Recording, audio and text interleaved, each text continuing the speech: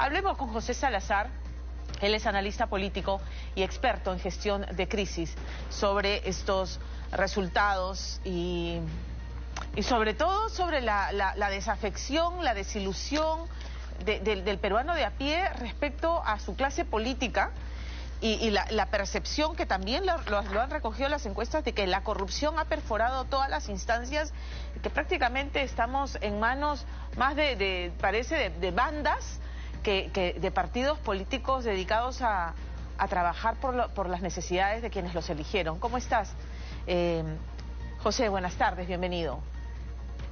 Pamela, muy buenas tardes. Encantado de compartir este espacio contigo. Gracias por atendernos. Yo veo con enorme preocupación, sí, lo de la presidenta Dina Boluarte, pero en general el descrédito, el desprestigio paulatino y que se va agravando de la representación política, de lo que se llama la clase política. Porque mire, yo siempre estoy mirando y qué va a pasar entonces en el 2026 si esto es lo que tenemos ahora y estos son los que nos van a ofrecer el menú para la boleta electoral, ¿no? Para la cédula de sufragio.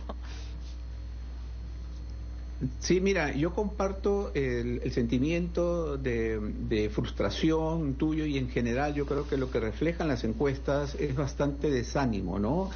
Pero también es preocupante, Pamela, este récord negativo que tiene esta expresidenta. Nunca hemos visto esto, quizás hasta antes de la década de los 80. Y lo que estamos viendo ahora es básicamente una crisis de confianza y una crisis de legitimidad, básicamente, ¿no? Legitimidad en el gobierno, ¿no? Esta es una población peruana que en este momento no le queda absolutamente nada. Y ahí están las cifras que tú has mencionado y podemos mencionar también otras que han salido luego de su discurso del 28 de julio, donde se demuestra una falta de interpretación de la realidad. Y te voy a mostrar, creo yo, 3 ejemplos que hacen ver bien esta falta de conexión con la realidad. Primero, todos esperábamos que en el Congreso de la República la presidenta pudiera hacer un análisis real de la situación, ¿no? Sin embargo, ella desaprovechó esa oportunidad, ¿no? Ha dado 5 horas de un discurso que no refleja exactamente cuáles son los intereses de la población en este momento, ¿no? Entonces, esa falta de realidad, esa falta de lectura de la realidad, lo que hace es simplemente aumentar más la decepción del gobierno, el no cumplir con las expectativas de la población. La encuesta de ayer, por ejemplo, que hemos conocido, es clarísima en decir, primero, que no cree en lo que ella dijo en su discurso del 28 de julio. ¿Verdad? Casi la mitad de la población no está de acuerdo con lo que dijo. Segundo, de que la población siente que lo que hoy día está afectando su vida, su día a día, es el tema de la seguridad ciudadana, ¿no? Y ahí tienes ahorita una falta nuevamente, de falta de lectura. El gobierno piensa que cambiando el nombre a un ministerio le va a dar, ¿cómo se llama?, un mayor impulso, una mayor efectividad al tema de seguridad. Desconexión total de realidad. Aquí lo que necesitamos es un ministro del Interior nuevo, es un ministro del Interior completamente deslegitimado, es un ministro que carga con una serie de acusaciones, de imputaciones incluso legales, ¿no? Y sin embargo, la presidencia está mirando más el cambio. Una segunda hecho que te demuestra una falta de lectura, lo que acaba de decir el ministro de Agricultura.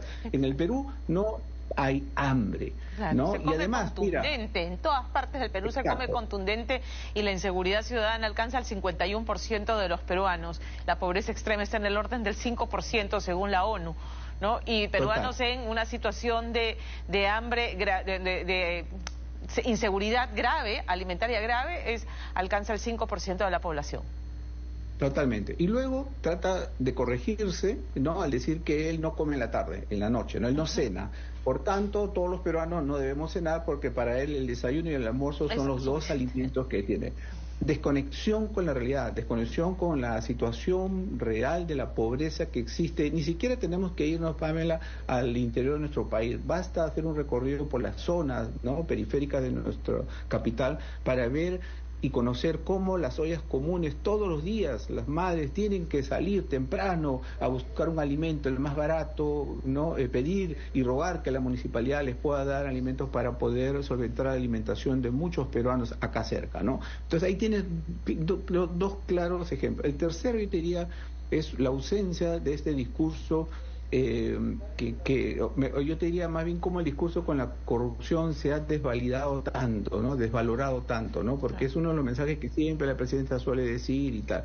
Y ahí tienes al hermano acusado, ¿no? Por injerencias en el gobierno, ¿no? Al nombrar prefectos y subprefectos, ¿no? Y ayer hemos visto en todos los programas cómo pudieron manipular digamos, las decisiones para poder colocar a personas de su partido en puestos claves en el Instituto de Deporte Peruano, entre otros ministerios, también por supuesto en el Ministerio de Desarrollo Social, ¿no? Entonces ahí tienes claro ejemplo de cómo el gobierno va por un lado y la realidad y las expectativas de la población por otro, ¿no? Y en el tema de lucha anticorrupción, José, la actuación cómplice entre un Ejecutivo y un Congreso que se han puesto de acuerdo, y eso lo tenemos claro, en no pisarse los callos porque quieren llegar al 2026, pero en el camino están destruyendo lo poco que se pudo avanzar en reformas importantes. En lucha anticorrupción, el gobierno no observó la norma que modifica la ley de crimen organizado, que a la luz, lo ha dicho el fiscal Chávez Cotrina, que es el coordinador de la Fiscalía de Lucha Anticorrupción, favorece a las grandes organizaciones internacionales de crimen organizado. Hablamos de Tren de Aragua, hablamos de los gallegos y otras bandas, ¿no? Criminales de alcance internacional, pero además favorecería claramente a políticos que hoy están con investigación, a políticos inmersos en procesos de investigación por presunta corrupción. O sea, eso de que ahora los allanamientos hay que avisarle al abogado y al interesado para realizarle, le corta alas y el factor sorpresa de un allanamiento. El sacar del paraguas bajo el cual se le puede juzgar, bajo la ley de crimen organizado, ¿no? A determinados delitos, deja sin dientes a estas fiscalías, lo han reclamado, pero el Ejecutivo no ha dicho nada y la norma ha sido aprobada. Ahí tienes tú otra desconexión con la realidad. Es decir, cómo un ejecutivo se deja avasallar por las decisiones que vienen del Congreso y no tiene ni siquiera la capacidad, ya no te digo de enfrentarse al Congreso, porque esto ya no podemos esperarlo, pero por lo menos de tener una opinión crítica respecto a este tema. Son dos leyes que se han aprobado en el Congreso que tienen que ver con la lesa humanidad y con la impunidad. Además, y adicionalmente... Son dos, y adicionalmente tienes ¿cómo se llama? El pago de la pensión al expresidente Fujimori. Correcto. En donde el gobierno no ha dicho nada. Mira lo que ha pasado con la ministra de Cultura hace poco, la semana pasada nomás, ¿no? Que un evento de cine fue abucheada. ¿Por qué? Porque nuevamente, porque el Ejecutivo no tuvo y no tiene hasta el momento una opinión crítica sobre esta ley ¿no? que afecta a la producción del cine en nuestro país, ¿no? Es decir, el Congreso solo ha hecho esta ley, ni siquiera le ha consultado al sector interesado, al sector afectado. Y la ministra no ha tenido una posición firme, crítica, más bien yo diría ha sido una posición muy débil. Y en este momento no se sabe cuál va a ser la opinión del Ejecutivo respecto a esta ley que va a hacer mucho daño a la producción cinematográfica, ¿no? Esta semana que estamos en este gran evento, debería ser más bien un llamado de atención para ellos, ¿no? Para reflexionar sobre algunos temas. Y ya no quiero ir más atrás, ¿ah? Cuando el ministro de Educación salió a decir, ¿no? De las prácticas, ¿cómo se llama? Prácticas culturales al abuso sexual y embarazo y contagio de VIH a los escolares a cargo de estos profesores. Así es, la presidenta, siendo mujer, siendo ella andina, no tuvo siquiera el olfato político, de repente no tiene una proximidad empática respecto al tema, pero por lo menos una proximidad política, que eso es lo que se requiere de nuestros líderes políticos, ¿no? Que puedan hablar en los momentos adecuados. No lo hizo, dejó pasar una oportunidad, incluso en el discurso, ¿no? Llamando la atención, corrigiendo a los ministros, porque hay que corregir al ministro de Cultura, al de Educación, ahorita al de Agricultura, al del Interior, ¿no? Que cada vez todo lo pasan por agua tibia, porque en el Congreso que se había presentado una moción de censura, 3 congresistas retiraron su firma y la dejaron sin piso y ni siquiera se pudo discutir el tema, pero empezando por la propia presidenta y el premier, que no hicieron nada respecto a estos 2 ministros y la presidenta teniendo la oportunidad de una conferencia de prensa. de poder pronunciarse sobre el tema de las niñas de las comunidades Aguajún, le sopló la pluma al propio ministro de Cultura para que responda sobre la situación. Es penoso.